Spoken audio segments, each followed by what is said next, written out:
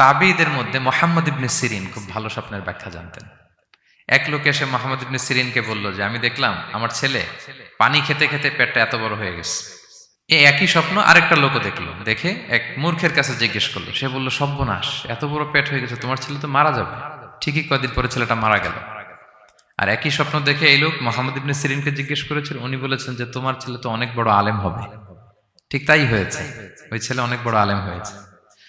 তো ফাইন্না রুইয়া তাকাউ আলা মা তুআব্বার, স্বপ্নের ব্যাখ্যা তেমন হয় যেমন এটার ব্যাখ্যা করা হয়। রাসূল সাল্লাল্লাহু আলাইহি ওয়াসাল্লাম একবার স্বপ্নে দেখলেন যে তিনি ওনাকে দুধ দেয়া হয়েছে, বাটিতে দুধ খাচ্ছেন, পরে আঙ্গুলের ফাঁক থেকে দুধ বেরোচ্ছে। এই সামান্য একটু দুধ রাসূল সাল্লাল্লাহু আলাইহি ওয়াসাল্লাম উমরে ফারুককে দিলেন। সাহাবারা বললেন, মাযা আউয়ালতা বিহি ইয়া রাসূলুল্লাহ, এটা তাওয়িল কি? তখন বললেন, আউয়ালতু বিহি আল ইলম, এটা দিয়ে আমি জ্ঞান বুঝিয়েছি, মানে উমরে ফারুকের আল্লাহ তাআলা অনেক জ্ঞান দিবে। স্বপ্নে কেউ দুধ খাচ্ছেন, এটা আপনার জ্ঞানের প্রতীক। রাসূল সাল্লাল্লাহু আলাইহি ওয়াসাল্লাম স্বপ্নে দেখলেন লোকজন দাঁড়ানো, কারো গায়ের জামা এতটুকু, কারো এতটুকু, কারো হাঁটু পর্যন্ত, আর উমরে ফারুক জামা একেবারে টেনে হিচড়ে যাচ্ছে। তো সাহাবারা বললেন, মাযা আউয়ালতু বিহি ইয়া রাসূলুল্লাহ, এই স্বপ্নের তাওয়িল কি, ব্যাখ্যা কি? রাসূল সাল্লাল্লাহু আলাইহি ওয়াসাল্লাম বললেন, আউয়ালতু বিহি আদ-দীন আত-তাকওয়া, এটা দ্বারা আমি দিনদারি বুঝিয়েছি, মানে উমরে ফারুকের দিনদারি অনেক বেশি। স্বপ্নে কেউ ছোট জামা দেখলে তার দিনদারি কমতেছে, এটার একটা আলামত। তো এই জন্য হুট করে স্বপ্নের কথা কাউকে শেয়ার করতে নেই। রাসূল সাল্লাল্লাহু আলাইহি ওয়াসাল্লাম ফজরের সালাতের পরে মসজিদে নববীতে সালাম ফিরিয়ে সাহাবাদের দিকে মুখ ফিরিয়ে বসতেন, তাসবিহ পড়তেন, এরপর জিজ্ঞেস করতেন, হাল রাআ আহাদুম মিনকুম আল বারিহাতা রুইয়া, গত রাতে কেউ কোনো স্বপ্ন টপ্ন দেখেছে নাকি? তো তখন সাহাবারা এই স্বপ্ন বলতেন, রাসূল সাল্লাল্লাহু আলাইহি ওয়াসাল্লাম ব্যাখ্যা করতেন। সুবহানাল্লাহ, কত সৌভাগ্যবান ছিলেন তারা।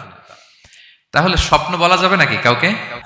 না। খুবই শুভাকাঙ্ক্ষী, আপনার একেবারে ক্লোজ ফ্রেন্ড, তাকে বলতে পারেন। আর অনেক বড় আলেম যিনি ভালো ব্যাখ্যা করতে পারবেন, আপনাকে গাইড করতে পারবেন, তাকে বলবেন, এছাড়া বলা যাবে না। আর খারাপ স্বপ্ন তো বলাই যাবে, আল্লাহ তাআলার কাছে পানা চাইতে হবে। তাহলে ঘুমিয়ে ঘুমিয়ে যেটা দেখি এটা কারোর কাছে বলা যাবে না।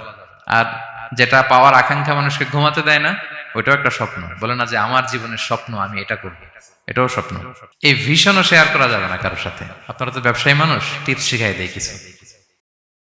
বিশাল বড় একটা কিছু প্রজেক্ট নিছেন, শুরু করার আগে আপনি বলে ফেলছেন, শেষ, আর এটা হবে না।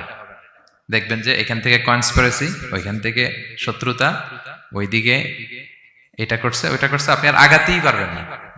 দুঃখজনক হলেও সত্য, আমরা বাংলাদেশিরা তো এগুলোতে অভ্যস্ত। সবার মধ্যে কম বেশি জেলাসি কাজ করে ন্যাচারালি, আমাদের বাংলাদেশিদের এটা আরো বেশি। আমি আমার প্রায় আলোচনাতে বলি যে আমাদের জাতীয় খেলা হাডুডু হওয়ার কারণ হচ্ছে এই খেলার ধরনটাই এমন, একজন সামনে যেতে চায়, 10 জন পা ধরে পিছনে টানতে চায়। তা আপনি আপনার ভিশন শেয়ার করলে বিপদে পড়ে যাবেন। আপনি প্রপার হোমওয়ার্ক করবেন, গ্রাউন্ড ওয়ার্ক করবেন, কাউন্সিলিং করবেন, প্রজেক্ট দাঁড় করাবেন, লঞ্চিং প্রোগ্রামের দিন সবাইকে জানাবেন। সব রেডি, এবার আর কেউ কিছু করতে পারবেন, এটা দাঁড়ায় গেছে, সব রেডি আমার। লঞ্চিং জাস্ট একটা ফর্মালিটিস, তারপরে আমার কাজ শুরু হবে। কিন্তু আপনি আগেই যদি সবাইকে জানায় ফেলেন, হবে এটা? স্বপ্ন শেয়ার করতে নেই।